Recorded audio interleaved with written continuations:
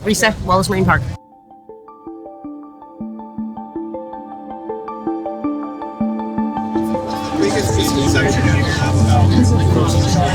We're all thieves and addicts. Okay, well, we're all addicted to something. Doesn't have to be drugs, you know. But we're not all the same. We are not all the same. That's the biggest misconception. People think we're all the same. We're not. Because there's things that people do that I would never. So they shouldn't categorize everybody. The only category we should be put in is that we're human. That's it.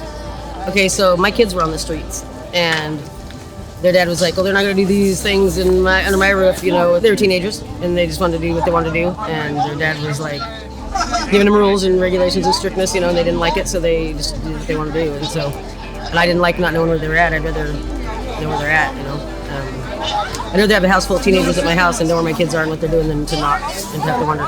So I went out to the streets, and now they're not on the streets, and they're sober, and 8 years sober for them, and well, minus weed, anyway. But so then I got in a relationship, and I stayed, and then it just becomes a habit and a lifestyle. And so like when I'm inside of my mom and dad's, it's too hot to sleep, or it feels confined or restricted, or we live at Wallace Marine. We do what we want. That's why we live at Wallace Marine. I mean, I could expand on it for hours. Well, I woke up the other morning and realized that my bike was gone. Who steals a Huffy? Somebody stole my Huffy. You wouldn't think they'd steal a Huffy. It sat out there for 4 months. It's been fine every single day, and then all of a sudden my Huffy's gone. So now I don't have a way to get in, so I'm walking, which is why I'm surprised I made it here today. Somebody stole my wagon, so now I can't haul wood to make a fire for heat, and it's cold, you know. And so we're not all thieves. And let's see, I wake up and yeah, there's a lot of drug use. It doesn't mean you have to do it. Like I would never do the blues and the fetty. It makes me sad. It makes people die. I've lost a lot of people to drugs.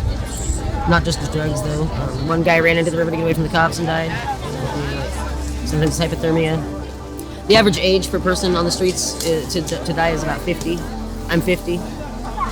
I plan to live to be 85 or 89 or something. That's my goal, okay? At least. But the average is 50, and that's scary. When you think about it, when you think, I could not wake up tomorrow. Or, like, sometimes there's just crazy people that come in through the woods. Or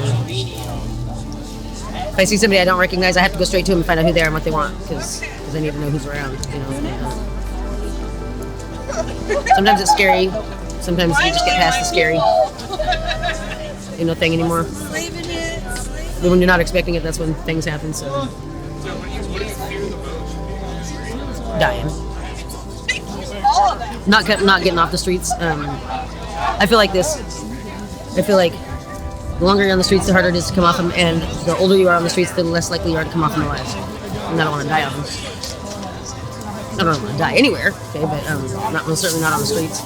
And like I told Art one time, sometimes you're just so far down in a hole that you can't even see which way is up to reach for help if somebody walking by wanted to give you a hand, you know.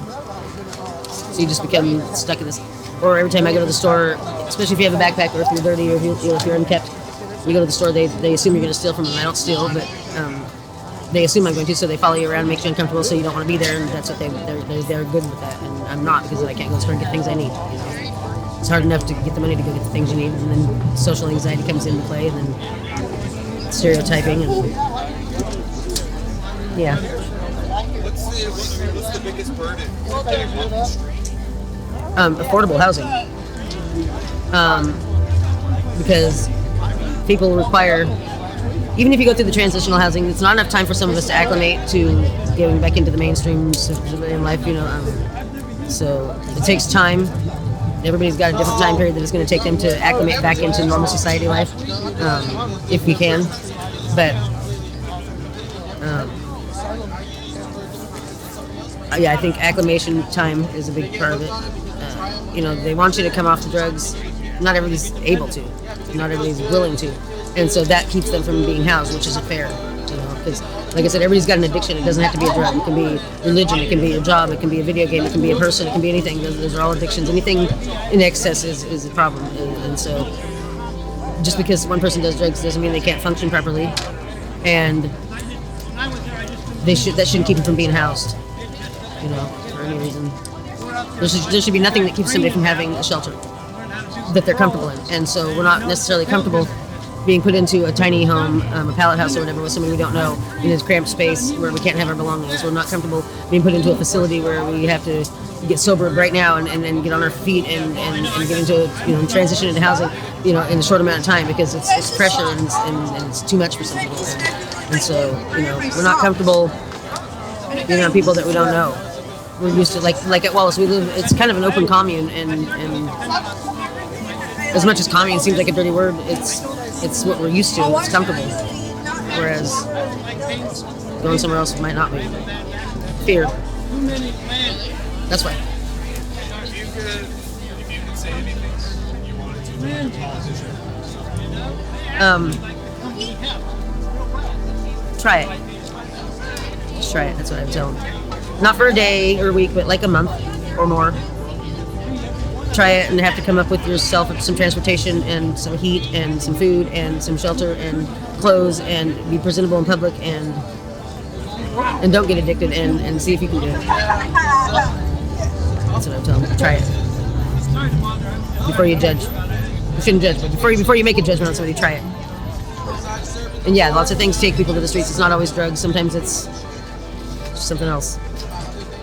But they stereotype you together, and that makes it hard to come back up. They make it impossible to come back up.